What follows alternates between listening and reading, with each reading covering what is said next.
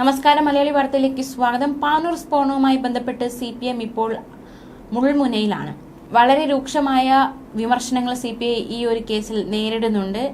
ഇപ്പോൾ ഈ ഒരു വിഷയവുമായി ബന്ധപ്പെട്ട് നിർണായകമായ ചില ചോദ്യങ്ങൾ ഉന്നയിച്ചും നിർണായകമായ ചില പ്രതികരണങ്ങൾ നൽകിയും റിട്ടയർഡ് SP ജോർജ് ജോസഫ് രംഗത്ത് വന്നിരിക്കുകയാണ്.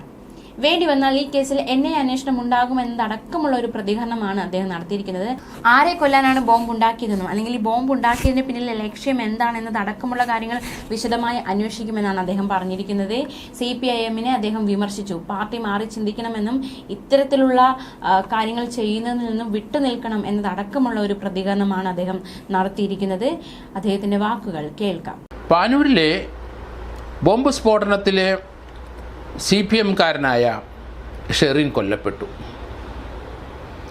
അദ്ദേഹത്തിൻ്റെ കൂടെ ഉണ്ടായിരുന്ന ബിനീഷ് കൈ രണ്ടും അറ്റ്, മുഖത്ത് ആ സ്ഫോടനത്തിലുള്ള പരിക്ക് കൊണ്ട് അദ്ദേഹം അതീവ ഗുരുതരാവസ്ഥയിൽ ഇപ്പോൾ ചികിത്സയിലാണ്.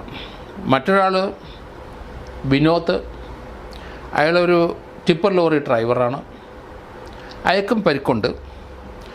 അശ്വന്ത് എന്നൊരു വ്യക്തിക്കും പരിക്കുണ്ട്.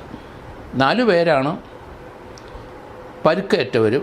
ഒരാൾ കൊല്ലപ്പെട്ടു, മറ്റൊരാൾക്ക് അതീവ ഗുരുതരാവസ്ഥയിൽ, 2 പേർക്ക് ചെറിയ പരിക്കുകൾ. ബോംബുണ്ടാക്കിയത് പാനൂര് അവിടെയുള്ള ഒരു ലോട്ടറി കച്ചവടക്കാരന് ലൈഫ് മിഷൻ കൊടുത്ത ഒരു വീട്, പണി തീരാത്ത വീടിൻ്റെ ടെറസിലിരുന്നാണ് ഇവർ കഴിഞ്ഞ ദിവസം ബോംബുണ്ടാക്കിയത്. ആ സ്റ്റീൽ പ്ലേറ്റുകളും അതുപോലെ ആണിയും കല്ലുകളും ചീളുകല്ലുകളും അങ്ങനെ മാരകമായ സാധനങ്ങളെല്ലാം വെച്ച് അങ്ങനെ കുറേ 10 ബോംബ് അവരുണ്ടാക്കി അത് കണ്ടെയ്നറിലാക്കി ആ കെട്ടിടത്തിൻ്റെ പറമ്പിൽ തന്നെ ശരിയാക്കി വെച്ചു. പിന്നീട് ഉണ്ടാക്കിയ ബോംബ് സമയത്ത് രാത്രി 1 മണിക്ക് അത് പൊട്ടിത്തെറിച്ചു. അങ്ങനെയാണ് ഷെറിൻ എന്ന 39 വയസ്സുള്ള CPM-കാരനായ വ്യക്തി മരണപ്പെടുന്നത്. അദ്ദേഹത്തിൻ്റെ സുഹൃത്ത് ബിനീഷും CPM-ആണ്. അയാൾ അവിടെ അറിയപ്പെടുന്ന CPM വർക്കറാണ്. ഈ കേസിനെ സംബന്ധിച്ചിടത്തോളം നമ്മൾ ചിന്തിക്കുമ്പോൾ പാനൂർ പൊതുവേ ഇപ്പം ശാന്തമായിരുന്നു. കണ്ണൂർ ജില്ലയിലെ പല സ്ഥലങ്ങളിലും 2014 നമ്മൾ എത്രയോ പേര് ബോംബാക്രമണത്തിൽ കൊല്ലപ്പെട്ടു. രാഷ്ട്രീയമായ തേരിതിരിവ് കൊണ്ടായിക്കഴിഞ്ഞാൽ പരസ്പരം ബോംബ് ഉപയോഗിക്കുകയാണ്. അങ്ങനെ CPM-കാരും RSS-കാരും BJP-ക്കാരും ഇന്ത്യൻ യൂണിയൻ മുസ്ലിം ലീഗിലുള്ളവരും അങ്ങനെ എല്ലാ രാഷ്ട്രീയ പാർട്ടിയിലുള്ളവരും ഒക്കെ കൊല്ലപ്പെട്ടിട്ടുണ്ട്.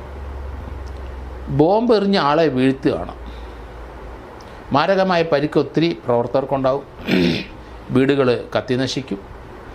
ഇത് കുറേ വർഷങ്ങൾ നമ്മൾ 10-12 വർഷങ്ങൾ നമ്മൾ കണ്ടതാണ്. ഒരു സ്വസ്ഥതയുമില്ല കണ്ണൂരിലുള്ളവർക്ക്. ഏത് സമയം എവിടെയും ബോംബ് പൊട്ടും. പക്ഷേ ക്രമേണ കുറേ പേരുടെ ജീവൻ അപഹരിച്ചെങ്കിലും ശാന്തമായിരുന്നു. ഈ ഇലക്ഷനിൽ രാഷ്ട്രീയ ചേരിതിരിവുണ്ടായി. അവിടെ ബോംബ് ഉണ്ടാക്കി തുടങ്ങി. ആ പൊട്ടിത്തെറിച്ച ഒരാളുടെ ജീവൻ അപകടത്തിലായപ്പോഴാണ് നമ്മൾ അതേപ്പറ്റി ബോധവരാകുന്നത്, അല്ലെങ്കിൽ രാഷ്ട്രീയ പാർട്ടികൾ ബോധവരാകുന്നത്, അല്ലെങ്കിൽ പോലീസ് ബോധവരാകുന്നത്. ഇൻ്റലിജൻസ് റിപ്പോർട്ട് അവിടെ ഉണ്ടായിരുന്നു. ഒരു 3-4 മാസം മുമ്പ് ബോംബുകൾ വ്യാപകമായി ഉണ്ടാക്കുന്നുണ്ട്, പോലീസ് ഇടപെടണം. ഇൻ്റലിജൻസ് ഇപ്പോൾ അവിടുത്തെ ജില്ലാ പോലീസോ DGP ഉൾപ്പെടെയുള്ളവരോ അത് മൈൻഡ് ചെയ്തില്ല. അതിനുശേഷം കഴിഞ്ഞ മാസം ഇൻ്റലിജൻസ് റിപ്പോർട്ട് വന്നു.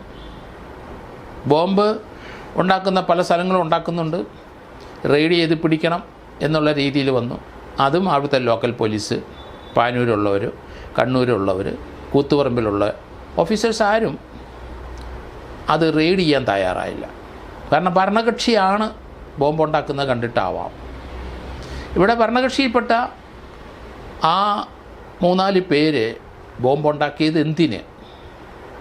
ഈ സമാധാനപരമായ അന്തരീക്ഷത്തിൽ ഈ ഇലക്ഷൻ 26-ാം തീയതി വോട്ടിങ്ങാണ്. ഈ സന്ദർഭത്തിലിരുന്ന് ബോംബുണ്ടാക്കി അത് എന്തിന്, ആര് പറഞ്ഞിട്ടുണ്ടാക്കി, അതിനുള്ള പണം മുടക്കാർക്ക്? അവിടുത്തെ പാർട്ടി പ്രവർത്തകനാണ് മരണപ്പെട്ടത്. മറ്റൊരു പാർട്ടി പ്രവർത്തകൻ അതീവ ഗുരുതാവസ്ഥയിൽ കിടക്കുന്നു.